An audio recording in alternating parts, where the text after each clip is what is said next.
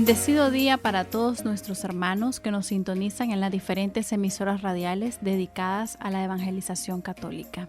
El día de hoy les acompaña su servidora Tania Lira. Es un gusto para mí poder compartirles este tesoro que San Juan Pablo II nos ha dejado, como es la teología del cuerpo. Estamos cada vez más cerca, por la gracia de Dios, de dar inicio a la tercera parte de esta catequesis llamada la resurrección de la carne. En este programa vamos a abordar la catequesis número 57, llamada por San Juan Pablo II, la doctrina paulina sobre la pureza. En inglés, el título de esta catequesis fue traducido como pureza, renunciar al cuerpo o proclamar su gloria, y fue dada a la Iglesia Católica el 18 de marzo de 1981. En la catequesis pasada hablábamos del cuerpo como un templo del Espíritu Santo, y lo relacionaba con la manera que tenemos de entrar a un templo o a una iglesia, con la reverencia en que se entra, con el respeto. Aunque la persona no sea católica, siempre hay una reverencia, quizás por el silencio que predomina, por el respeto por el cual se admira el lugar, y el cuerpo, que es un templo, que es templo del Espíritu Santo, también nos invita a tratarlo con reverencia y respeto porque es sagrado. Ciertamente hemos venido meditando junto a San Juan Pablo II mucho sobre la pureza, y él nos quiere hacer ver que no es algo negativo, sino que es algo positivo, y que es el medio que nos lleva a gozar de la belleza de una persona en su totalidad. Logramos verla como Dios la mira, prevaleciendo siempre el orden del amor. En este momento vamos a pedir al Espíritu Santo que nos ilumine, que nos brinde la sabiduría que solo viene de Dios. Y quiero compartir con ustedes una oración para pedir la pureza de San Luis Gonzaga, declarado por la Iglesia como patrono universal de la juventud. Fue un religioso jesuita italiano. Oremos todos juntos.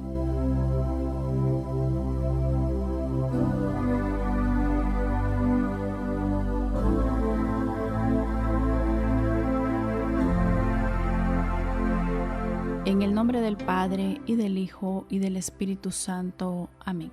Inocentísimo San Luis Gonzaga, que por especial gracia de Dios y con el auxilio de la Inmaculada Virgen María, estuviste siempre libre, no solo de toda culpa grave, sino aún de las tentaciones contra la pureza.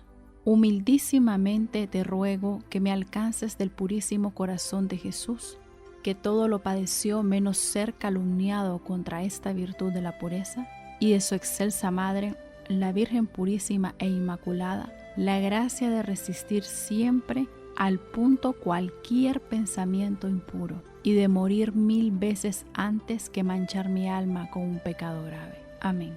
En el nombre del Padre, y del Hijo, y del Espíritu Santo. Amén.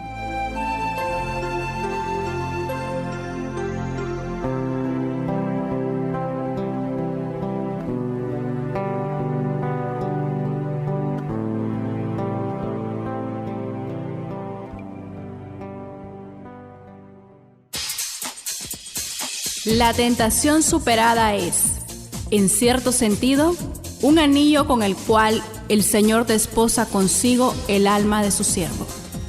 San Francisco de Asís.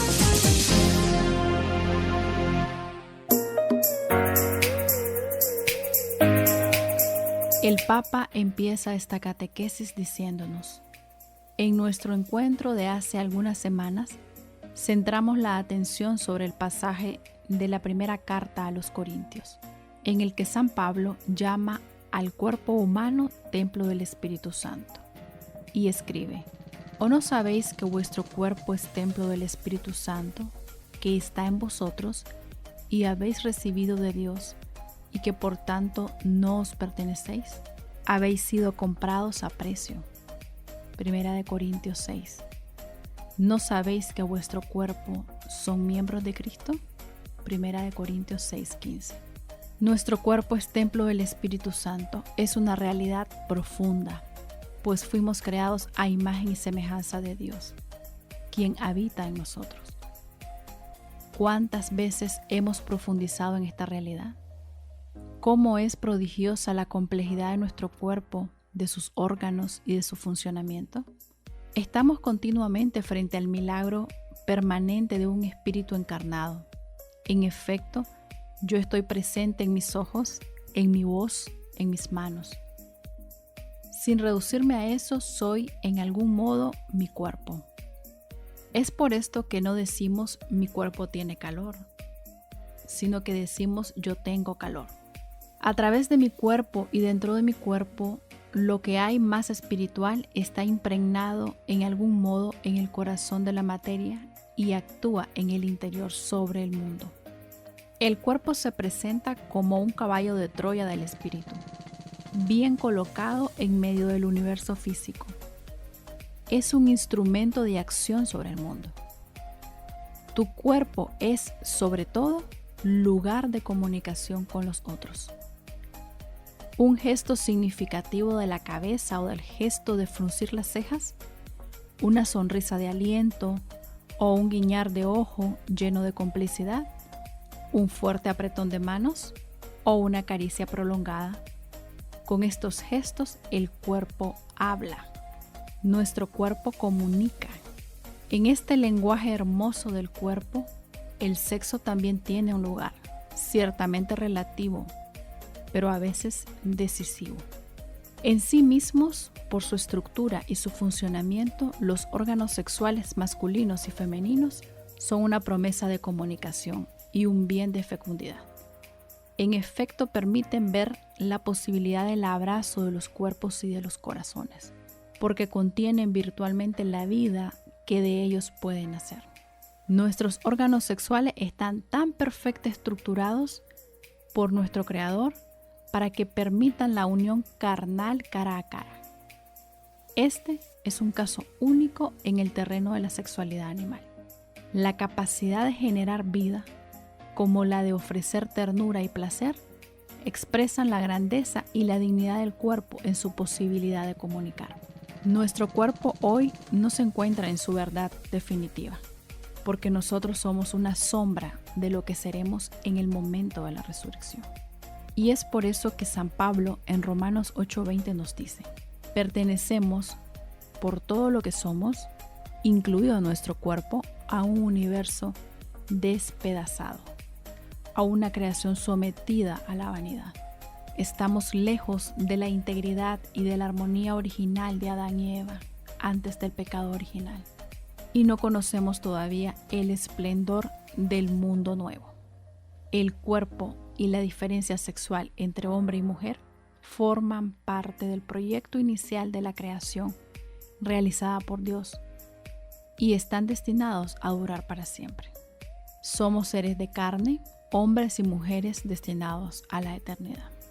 Sin embargo, en la condición actual de este mundo, el cuerpo y el sexo, aunque sean sustancialmente buenos, porque fueron creados por Dios, están marcados por una cierta ambigüedad. Ciertamente hoy hay mucha confusión. De ahí la necesidad urgente de pedir a Dios la virtud de la pureza para que nos permita mantener nuestro cuerpo en santidad y respeto. Vamos a una pausa y regresamos con más en su programa Corazón Inquieto.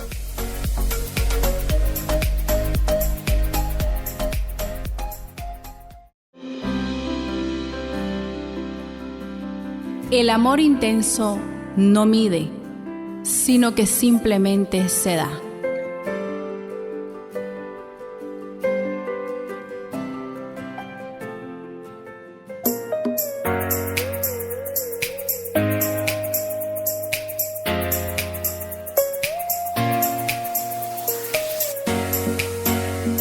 Estamos de regreso en su programa Corazón Inquieto, hoy abordando la catequesis número 57, la doctrina paulina sobre la pureza. San Juan Pablo II nos dice: sin embargo, no descubriremos hasta el fondo la riqueza del pensamiento contenido en los textos paulinos si no tenemos en cuenta que el misterio de la redención fructifica en el hombre también de modo carismático. El Espíritu Santo, que según las palabras del apóstol entra en el cuerpo humano como en el propio templo, habita en él y obra con sus dones espirituales. El carisma es un don único que nos da Dios. es el Espíritu Santo que quiere habitar en nosotros. Es algo que entra en nosotros, pero también que se irradia en nosotros desde dentro hacia afuera. Un carisma, por tanto, es una gracia especial que el Espíritu Santo dona para el bien de la iglesia. Los carismas provienen del Espíritu Santo y se dan para la edificación de la iglesia. Se dan casos, por ejemplo, de hombres y mujeres que poseen un carisma especial, por ejemplo, para la predicación, para aconsejar a las personas. Y uno de los carismas más bonitos y que a mí me gusta mucho y que no todas las personas lo tienen, pues es el carisma de escuchar. También hay otras personas que tienen el carisma de conocer y transmitir a Dios. Las personas con carismas son como imanes que atraen a los demás. En esta catequesis tenemos que tener la conciencia que el Espíritu Santo se derrama en nosotros y hace que difundamos el buen aroma de Dios a través de lo que somos. Sin embargo, la pureza resulta necesaria para que el Espíritu Santo habite en nosotros. Entre más gracia estemos con Dios, entre más pureza tengamos, más el Espíritu Santo va a actuar en nuestra vida y va a irradiar eso a los demás. Entre estos dones, conocidos en la historia de la espiritualidad como los 7 dones del Espíritu Santo, el más apropiado a la virtud de la pureza parece ser el don de la piedad. Si la pureza dispone al hombre a mantener el propio cuerpo en santidad y respeto, como leemos en la primera carta a los tesalonicenses, la piedad, que es don del Espíritu Santo, parece servir de modo particular a la pureza, sensibilizando al sujeto humano para esa dignidad que es propia del cuerpo humano en virtud del misterio de la creación y de la redención, nos dice San Juan Pablo II. ¿Qué es el don de la piedad? Tengo que aclarar que este don no se identifica con el tener compasión de alguien, tener piedad del prójimo, sino que indica nuestra pertenencia a Dios y nuestro vínculo profundo con Él. Un vínculo que da sentido a toda nuestra vida y que nos mantiene firmes en comunión con Él, incluso en los momentos más difíciles y tormentosos. Este vínculo con el Señor no se debe entender como un deber o una imposición. Dios no nos impone nada. Dios nos ha dado libertad, porque Dios nos ha creado libres de decidir si estamos con Él o nos alejamos de Él. Es un vínculo que viene desde adentro, como una relación filial, una relación amorosa, muy hermosa, porque es una relación entre padre e hijo. Se trata de una relación vivida con el corazón. Es nuestra amistad con Dios, que nos dona Jesús, una amistad que cambia nuestra vida y nos llena de entusiasmo, de alegría. El don de piedad suscita en nosotros la gratitud y la alabanza. El don de piedad significa ser verdaderamente capaces de gozar con quien experimenta alegría, llorar con quien llora, estar cerca de quien está solo o angustiado, corregir a quien está en el error, corregirlo, pero con caridad, consolar a quien está afligido, acoger y socorrer a quien pasa una necesidad. Pero ¿qué tiene que ver la pureza, que es una virtud, con la piedad, que es un don? ¿Qué nos dice San Juan Pablo II?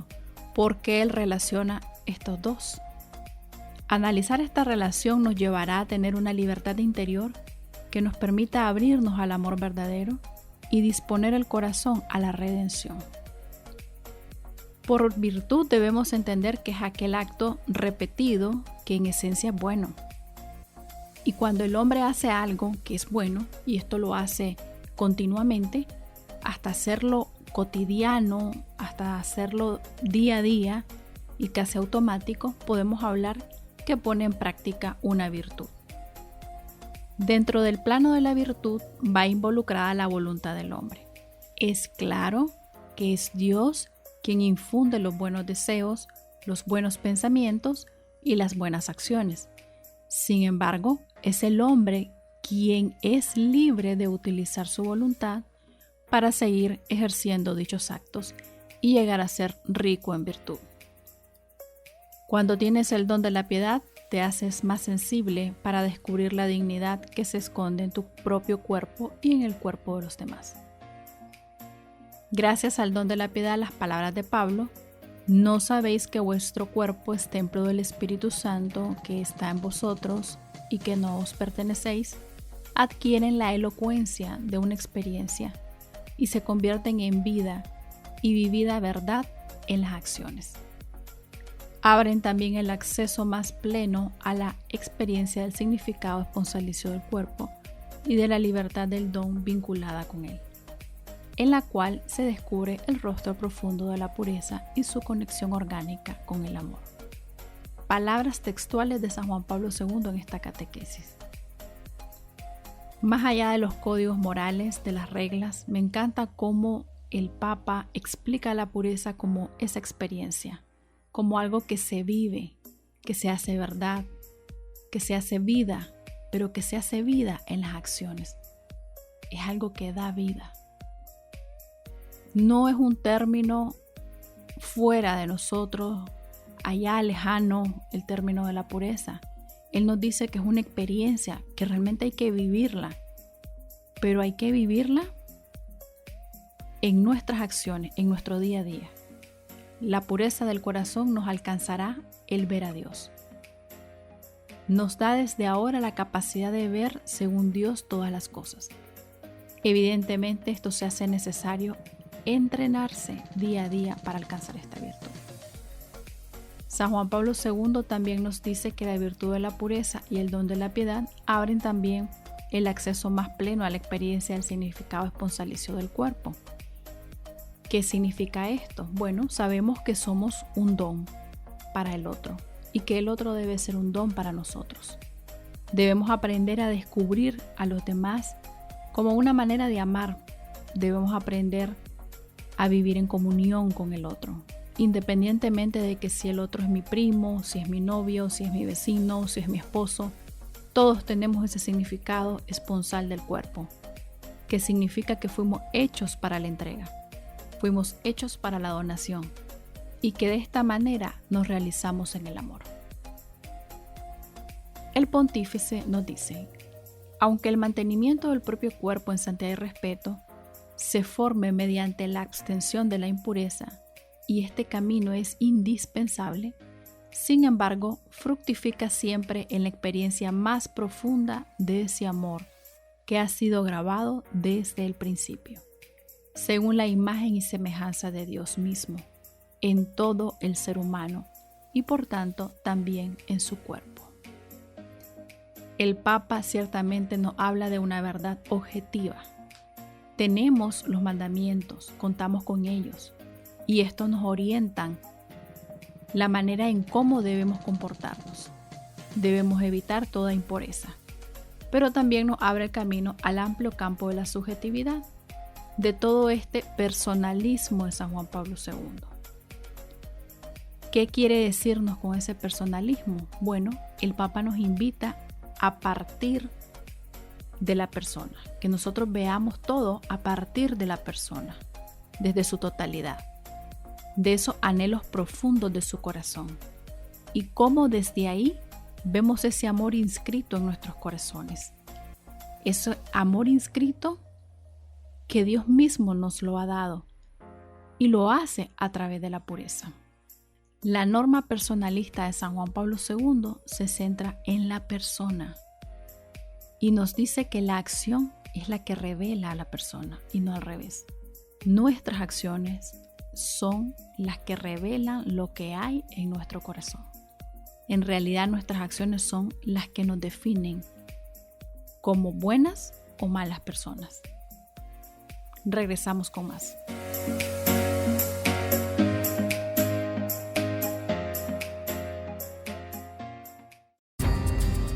El amor casto engrandece a las almas.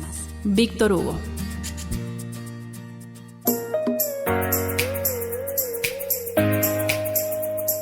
Gracias por estar en sintonía de su programa Corazón Inquieto. El día de hoy abordando la catequesis número 57, la doctrina paulina sobre la pureza.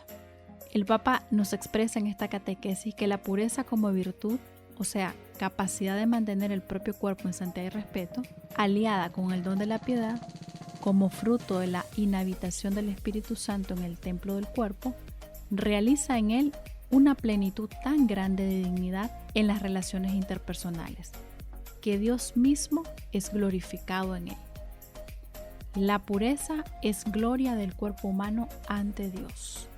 De la pureza brota una belleza singular, que impregna toda la esfera de la convivencia humana. Existe un estrecho nexo entre pureza y amor, y entre esta y el don de piedad del Espíritu Santo.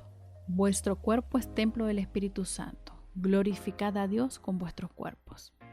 El hombre interior debe abrirse a la vida según el Espíritu, para participar de la evangélica pureza del corazón, para que reencuentre y realice el valor del cuerpo, liberado de las cadenas de la concupiscencia mediante la redención. San Juan Pablo II nos dice que a través de la pureza se irradia el verdadero amor. Dios habita en nosotros y es que hay algo en el hombre que manifiesta a Dios y hay algo en la mujer que manifiesta a Dios, pues ambos hemos sido creados a imagen y semejanza de Dios. De la pureza brota esa belleza singular que penetra cada una de las esferas de la convivencia, de esa convivencia recíproca entre hombres y mujeres, y que permite expresar en ella la sencillez y la profundidad, la cordialidad y la autenticidad irrepetible de la confianza personal, nos dice el Papa San Juan Pablo II. Bienaventurados los puros de corazón, porque ellos verán a Dios. Entendamos estas palabras del Maestro, no como alusión a la pureza meramente sexual o carnal, o con una perspectiva negativa que implica solamente la extensión de la impureza, sino que debemos mirar más allá. Jesús nos invita a abrir el corazón, siendo libres para amar y siendo puros de corazón. Esto es cuidando nuestra espontaneidad, la caridad para con el prójimo y cuidar la intencionalidad de nuestros actos. Puesto que si nuestra vivencia y nuestro corazón carecen de pureza, veremos a los otros de una manera reductiva. Efectivamente, no podríamos ser capaces de mirar todo lo que la persona es.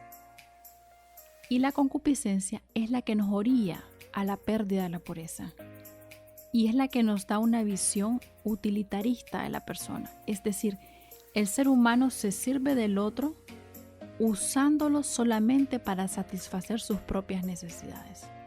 Qué importante es que nosotros cuidemos la intencionalidad de nuestros actos.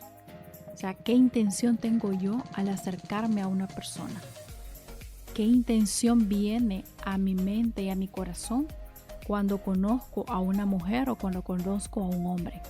Y dentro de este estudio, de esta catequesis, que es muy profunda, que son palabras que usa San Juan Pablo II con mucha sabiduría, pero que nos quiere dejar un mensaje tan profundo, se me venía a la mente qué significa tener un corazón puro.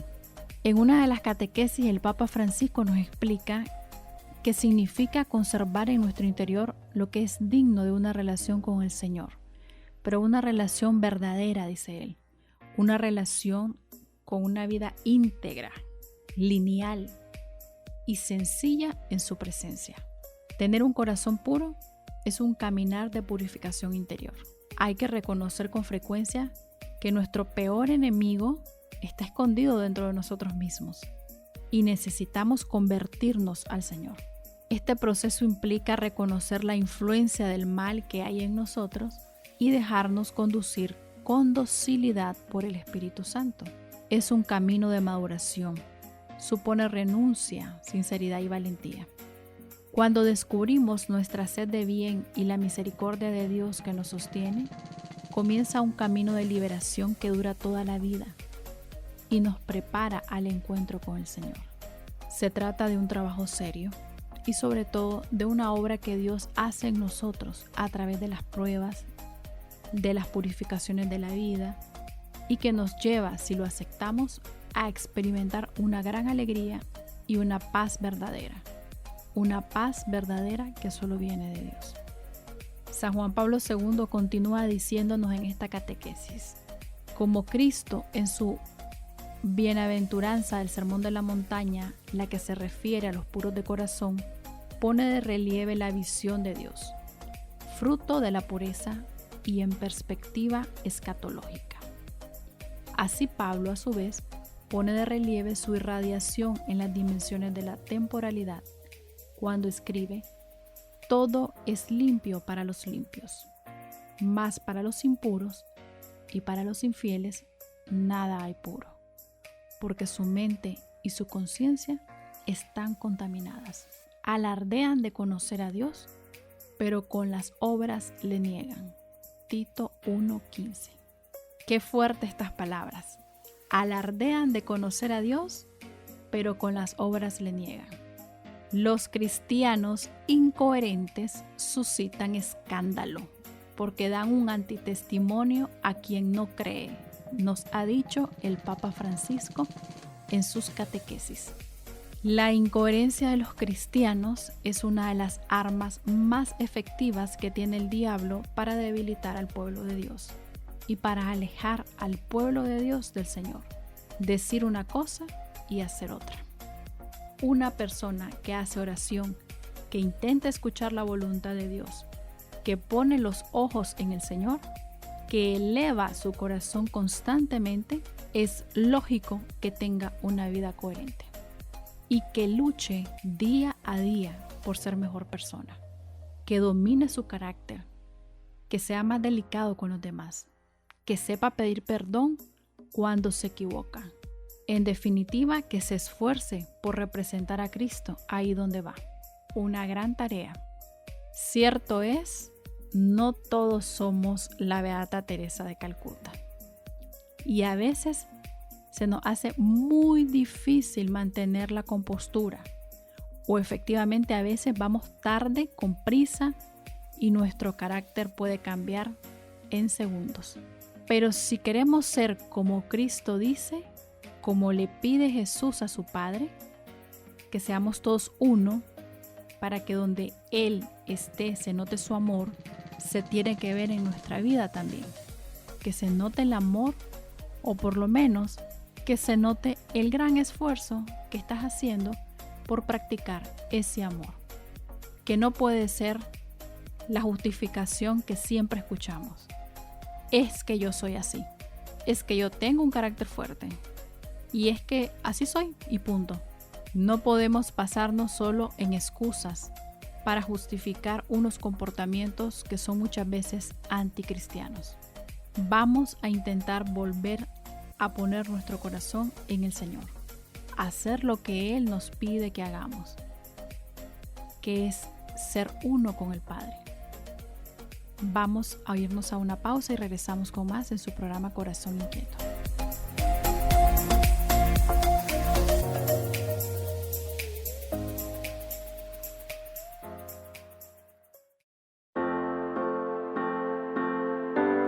Quien no sabe estar solo con Dios, no podrá vivir en comunión con el otro.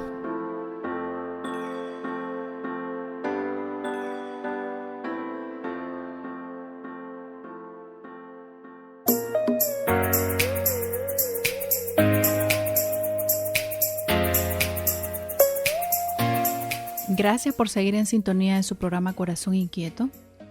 Y antes de la pausa hablábamos de la cita bíblica Tito 1:15. Alardean de conocer a Dios, pero con las obras le niegan. El Papa Francisco nos decía que los cristianos incoherentes suscitan escándalo porque dan un antitestimonio. Y Jesucristo muchas veces en su vida habrá tenido que enfrentar también cosas de este estilo. Y vemos que actuaba con fuerza. Por ejemplo, cuando está en el templo y tiene que expulsar a los mercaderes. O cuando tiene que decirles cosas a los fariseos para corregirles. Lo hace con fuerza. Pero donde está Él, siempre hay paz. Siempre hay amor. Y cuando corrige, lo hace en el momento apropiado. Y lo hace con caridad. Que tú y yo hagamos todos los días este rato de oración, tiene que llevarnos a que también seamos coherentes con nuestra vida. Que sepas poner los ojos en Dios. Jesús levanta los ojos al cielo y pide por mí y pide por ti. Seguramente Dios en algún momento de esa oración profunda nos escucha y nos hace caso y nos ayuda a que el Espíritu Santo nos vaya cambiando para que cada día seamos más parecidos a su Hijo Jesucristo. Le pedimos al Espíritu Santo esto y se lo pedimos a través de la esposa del Espíritu Santo, la Santísima Virgen María. Señor, queremos ser más coherentes, queremos vivir nuestra vida de una forma que haga atractivo a los demás seguirte también. Una gran misión, pero sí se puede con la ayuda del Espíritu Santo, sí se puede en la manera en que nosotros vivamos más en gracia con el Señor. San Juan Pablo II nos dice en esta catequesis, en el sentido de la vida según el Espíritu, parece ser fundamental cómo resulta del conjunto de nuestras consideraciones la antropología de nacer de nuevo en el Espíritu Santo. Qué bonito tema el que toca San Juan Pablo II en esta catequesis.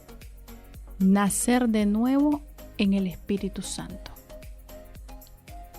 Me hace recordar el Evangelio según San Juan 3, del 5, del 7 al 15. En aquel tiempo Jesús dijo a Nicodemo: en verdad te digo, el que no nazca de agua y de espíritu no puede entrar en el reino de Dios. El viento sopla donde quiere y oyes su ruido, pero no sabes de dónde viene ni a dónde va. Así pasa con quien ha nacido del Espíritu. En su diálogo con Nicodemo, Jesús habla de la necesidad de nacer de nuevo, de nacer en el Espíritu. Obviamente estas palabras sorprenden a Nicodemo, que no entiende exactamente a lo que Jesús se refiere. Nicodemo, un gran conocedor de las tradiciones judías y de la ley, pensaba que podía entender con claridad las cosas de Dios. Sin embargo, al encontrarse con Cristo y al escuchar su palabra, un deseo de conocer más y de entender mejor brota en su corazón. Ese deseo lo lleva a acercarse a Cristo y preguntarle. Y al oír su respuesta se da cuenta que para seguirlo y para poder entender su mensaje es necesaria una profunda conversión de corazón. Una conversión que requiere nacer de nuevo. Este nacer de nuevo del que se habla no implica un nacimiento biológico, como al inicio pensó Nicodemo, sino un nacimiento en el Espíritu. De la misma forma Jesús nos invita hoy a nosotros a nacer de nuevo, para poder entrar en su reino. Este nacer implica dejar atrás todo lo que nos aleja de Dios. Dejar atrás nuestro egoísmo, nuestra soberbia, nuestra vanidad. Ciertamente este no es un proceso fácil, pero es posible, ya que por este motivo el Hijo del Hombre fue elevado en la cruz para redimirnos y transformarnos con su gracia. Jesús, con su vida, muerte y resurrección, nos invita a nacer de nuevo, a nacer en el Espíritu.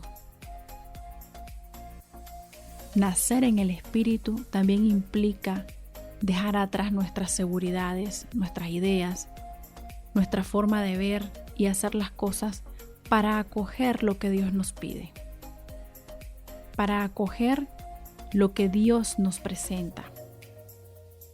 Y así Él puede ser nuestra única seguridad y nuestro único modelo.